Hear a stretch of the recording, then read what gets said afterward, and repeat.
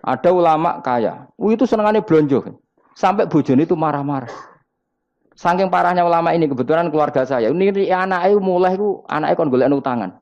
Padahal nilai anaknya pertama berangkat dari rumah itu bawa uang, mau ngirimi anaknya di sarang. Itu orang Jawa Timur, kiai alim. Roh bakul kacang ning bis gak mentolo ditukoni.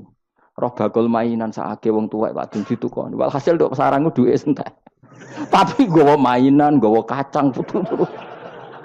Saake jare.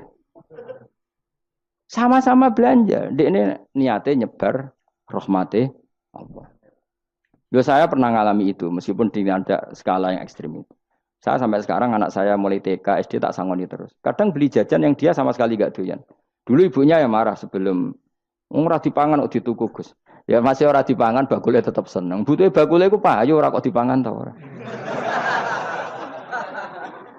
Tapi utek-utek medhit ngene kan pikirannya kan. Nek ora dipangan aja tuku ya sakake bakule ndonga supaya laris.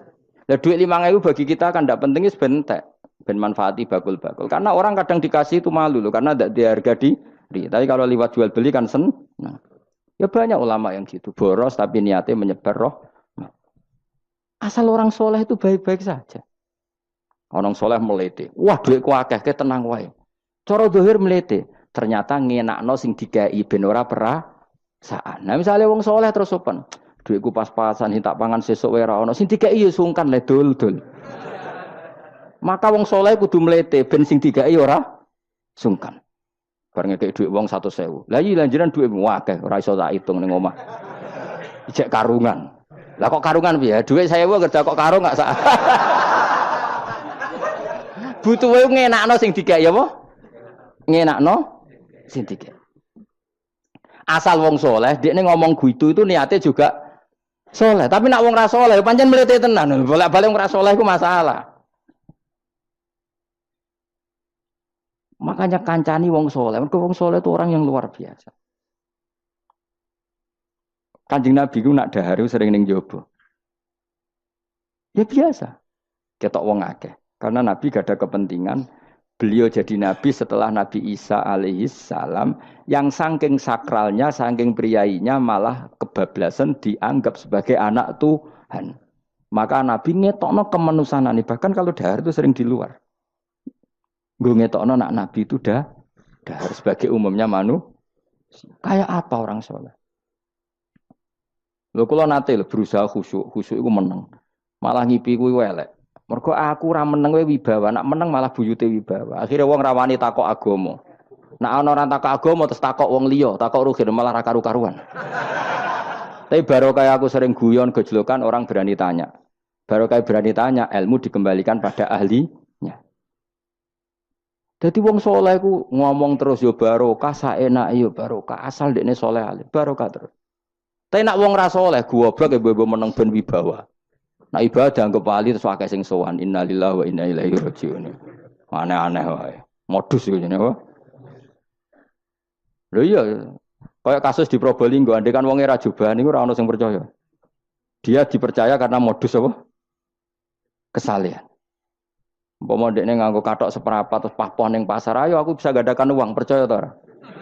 Baru kayak jubahan ibu-ibu soleh. Maka sarana kesalehan ini kalau di mata orang nggak soleh, di tangan orang nggak soleh itu bahaya. Makanya kata ulama, kata Imam Haroman, kan arah alim, murid pun biasa wae. Jangan sampai kue terlalu khusyuk terus nak ngomong dindel, padahal keliru ngomongmu itu. Mergo anti ilmu. Bener kok sampean ini bener. Ora alim sepedaan motor ya sampai dang-dang atau sampai rokokan itu bener. Kayak ada bebo khusyuk malah bahaya. Dikira ahlul ilmi jebule gloyor napa. Mulane kan apa melete tak anggap pinter ini. Menutupi apa nih. Wis pokoke terusno dhewe. Jadi itu ada aturannya. Pokoknya yang penting itu soleh alim. Makanya saya berkali-kali cerita, saya punya sanad sampai Sufyan bin Uyainah itu termasuk gurunya Imam Syafi'i. Ya gurunya Imam Syafi'i itu yang paling masyhur itu Muslim bin Khalid Az-Zanji ketika kecil. Beliau diajari sufi oleh Sufyan bin Uyainah. Kemudian ngaji hadis sama Imam Malik. Cuma di Indonesia yang terkenal beliau hanya muridnya siapa? Imam Malik. Sebenarnya dia ngaji lama itu malah sama Sufyan bin Uyainah. Sufyan bin Uyainah ini yang punya riwayat bahwa Nabi Isa dan Nabi Yahya pernah bertemu. Ketika bertemu di satu kampung, sing Nabi Isa tanya, "Aina sirarun nas?" Lalu rumahnya orang-orang fasik di mana? Sing Nabi Yahya selalu tanya, "Aina khiyarun nas?" Lalu rumahnya orang-orang baik di mana? Ini sama-sama Nabi dan sama-sama muda. Kita tahu Nabi Isa juga wa atainaul hukma napa? Sobia. Nabi Yahya ya Yahya khudil kitab bi quwwah wa atainaul hukma Sobia. Nabi Yahya juga mulai cilik alim. Nabi Isa juga mulai cilik alim. Wa yukallimun nasa fil mahdi wa kahla. Ini sama-sama orang alim mulai kecil hanya dua itu. Yahya dan siapa? Isa. Itu sezaman. Saya ulang lagi sezaman. Sama-sama anaknya orang keren. Yahya bin Zakaria, anaknya Nabi. Isa bin Maryam adalah wali besar. Nasabnya. Akhirnya Nabi Isa yang mulai tanya. Limada tas'al aina khiyarun nas. Kenapa kamu tanya rumahnya orang-orang baik di mana? Kata Nabi Yahya, kumpul orang soleh itu enak, nyaman. Ya kan nyaman kan kumpul orang soleh, tidak ada narkoba, tidak ada kegaduhan, tidak ada berisik. Terus gantian Nabi Yahya tanya, limada tas'al aina sirarun nas. Lalu kenapa Anda tanya di mana rumahnya orang-orang buruk? Terus kata Nabi Isa, anan Nabi, saya ini Nabi, biman zilatit tabib. Ibarat dokter udawil marto, maka saya mengobati yang sakit. Kalau Anda seorang dokter, nyari sampling penyakit, nyari di endemik daerah penyakit apa daerah sehat? Penyakit. Ya tapi kalau kamu takut ketularan, nyari daerah sehat apa daerah berpenyakit? Itu sama-sama madhab dalam ilmu. Dulu itu ya biasa, perbedaan seperti itu biasa saja. Karena semuanya karena ilmu. Sekarang enggak, kubu sebelah yang ngotot, kubu sebelah ya dalile pokoknya. Mana ada ilmu dalile pokoknya? Pokoknya kunut itu gini. Kalau tidak kunut gini. Memangnya Imam Syafi'i lahir tahun berapa? Kunut tidak kunut itu ada sebelum tahun 12 dan tahun 26. Gue eleng-eleng. Nak di vulgar roh jare vulgar. Nah iku ra paham banget. Maka orang-orang alim tahunya ya kunut dadak kunut itu al-khilaf baina madzhabi Syafi'i wa madzhabi Abi Hanifah. Sekarang tahu-tahu di zaman akhir jadi politik identitas. Kayak misalnya begini, tak contohkan lagi perdebatan. Pakai peci putih. Gus Naji itu putranya Mbah Mun, meyakini pakai peci putih sunat sehingga santrinya pakai peci putih. Mbah saya Ki Hamid Pasuruan juga pakai peci putih. Santri sebelah kiri semuanya pakai peci putih karena putih itu sunat ya sudah pakai peci putih. Tapi kalau Mbah Mun itu santrinya nggak boleh pakai peci putih. Haram kata beliau. Kata beliau, "Jong kaji nih wong desa-desa nganti adol Tegal, adol sawah. Mbok saingi ketuli 5.000." Kata beliau. Nglarakno atine wong dosa apa haram? Dosa, Mbah. Lah ya iku dosa, mulane haram. Sehingga takanya akan santri sarang semua. Enggak ada santrinya Mbah Mun pakai peci putih, kecuali yang sudah kaji. Karena pikiran beliau itu menyakiti orang katanya. Karena kaji ini adol Tegal disaingi 5.000. Tapi Mbah Mun sebagai orang alim yang membiarkan pondoknya Gus Naji pakai peci putih. Mbah Naji juga membiarkan ketika pondoknya Mbah Mun pakai hitam. Makanya saya keterusan peci. Saya itu sudah kaji, tapi karena saya mulai dulu nggak pernah pakai peci putih terus keterusan sampai sekarang. Tapi suatu saat aku juga nganggukan kan, entah kapan suatu saat.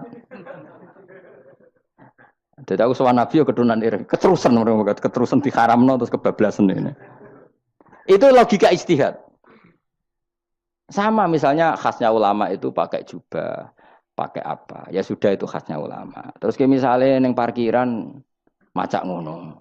Alasannya anut ulama. Kira-kira menyinggung orang apa ndak kira-kira? Kowe kelakuanem cek ra karuan jubah sunah Rasul terus kene parang tritis delok wong macem-macem jubah. Kacau gak? Elek-eleki nasab apa enggak? Boy orang itu mikir, jadi karena ada selalu masalah ijtihadiyah. Abdullah bin Mas'ud dulu itu kalau sholat itu nggak pernah pakai baju resmi, seringnya pakai sarung tok, kadang nggak pakai baju.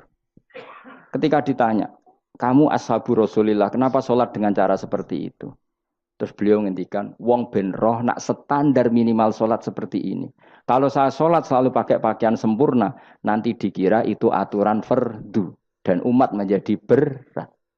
Sampai seperti itu ulama menjaga konstitusi bahwa yang penting dalam sholat adalah satrul aurah.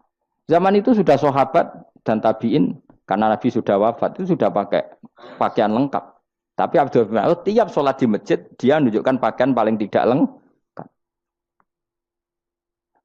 Jadi pernah beliau sholat itu hanya pakai sarung, terus diikatkan di lehernya. Ketika ditanya, dulu kita dengan Nabi pernah sholat seperti ini. Akhirnya ulama menjadi tahu nak ngono sholat paling pokok itu nutupi mabena surah war rukbah. Andai kan tidak ada cerita Abdul bin Mas'ud mungkin dikira sholat syarat sahnya ya seperti itu. Maksudnya pakai jubah terus, pakai pakaian begitu terus. Barokahnya Abdul bin Mas'ud orang tahu standar minimal. Jadi kalau ulama itu motifnya seperti itu. Rasulullah kira-kira senang qiyamul lail apa enggak? Senang. Tapi beliau qiyamul lail di masjid hari keempat, hari kelima sudah tidak keluar ke masjid. Karena Nabi kalau selalu melakukan nanti dikira dikira. Tapi kalau enggak melakukan nanti orang enggak qiyamul lail. Maka Nabi pernah melakukan ya pernah tidak. Ya sudah itu konstitusi dalam tradisi ulama. Jelas ya. Saya sholat di pondok saya sendiri sering jadi makmum. Karena semua kiai sudah jadi imam. Nanti dikira syarat sahnya imam itu kiai. Repot. Makanya saya tunjukkan kiai juga boleh jadi makmum. Andai kan semua kiai jadi makmum, saya nanti jadi imam. Ya semua ulama mulai dulu tradisinya gitu. Karena yang dikatakan fardu kifayah itu kalau sudah ada yang melakukan, yang lain tidak usah. Biar seimbang. Sekarang enggak do geruduk kabeh. Makanya terus kacau. Coba sekarang misalnya gini. Andai kan semua orang melakukan kebenaran kesunatan, yaitu misalnya semuanya ambisi iktikaf di masjid. Terus tidak ada orang melakukan kebenaran ngrumat yatim, ngrumat jenazah, ngrumat jalan-jalan raya. Kan kacau. Mergo semuanya satu variasi kebenaran iktikaf di masjid. Yatim sedang do mati, mergo do iktikaf kabeh. Tapi baru kaya ono sing itikaf ning perapatan, nek ono wong tiba iso nulung, nek ono wong kesasar iso tako. Baru kaya wong sing itikaf ning perapatan. Sayange terus bidung-bidung barang ku sayange. Sakjane niat itikaf ku sah. Nawaitul iktikaf linusratit thoriq. Niat ingsun itikaf nulungi dalan ben nek ono wong butuh. Coba sekarang, orang yang kecelakaan, pertolongan emergensi orang yang itikaf di jalan apa yang di masjid? Di jalan, barokahnya banyak itu tim SAR gratis. Umpama do niat soleh kabeh bumine pangeran sah mbok itikaf. Mulai sesuk gak apa-apa itikaf ning perapatan. Tapi buktikan kamu tidak berbuat macam atau tulisi relawan orang tersesat. Jadi ajane kebaikan itu ada di mana-mana. Makanya Nabi menyatakan kebaikan orang itikaf jadi dikatakan Nabi baik. Orang yang jalan-jalan kemudian ada duri disingkirkan juga disifati Nabi orang baik. Orang yang rumah yatim disifati Nabi orang. Bahkan orang yang hubungan intim dengan istrinya sama Nabi ya disifati orang baik. Sampai sahabat tanya, masa urusan gitu dapat pahala ya Rasulullah? Loh iya, andai kan itu sama orang lain kan malah dosa. Berhubung sama istrinya maka dapat pahala.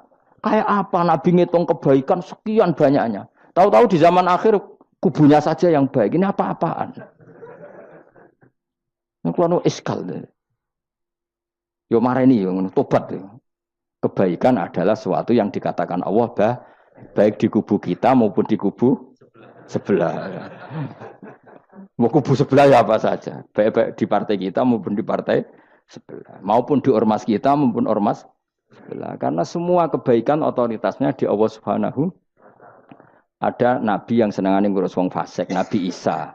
Karena berpikiran nabi itu tabib, ya tabib itu yudawil untuk mengobati yang sah. Ada nabi kayak Nabi Yahya. Karena kalau orang kayak kamu tak suruh ngobati orang fasik, kira-kira katut tak sing fasik tobat. Cara rohin tak cul ngobati wong wayu, kira-kira sing katut sapa?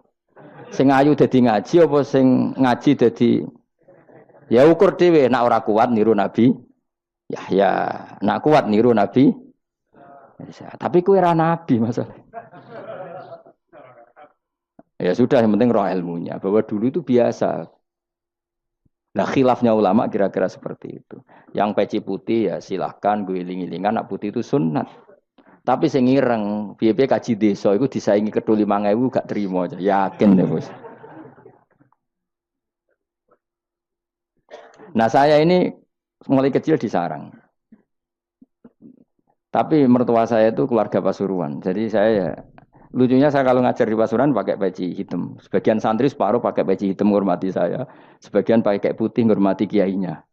Jadi jadi saya lihat ini ya sepanjang sejarah kalau saya ngajar itu jadi warna-warni itu karena tadi saya kaget kok banyak yang pakai peci hitam. Menghormati jenengan Gus. Yang putih masih banyak separuhan. Ya enggak ada yang merencanakan, ya alami saja. Antara sampean bener di putih apa hitam? Bebas. Karena tadi ini masalah nopo istihad. Ya, saya kira demikian.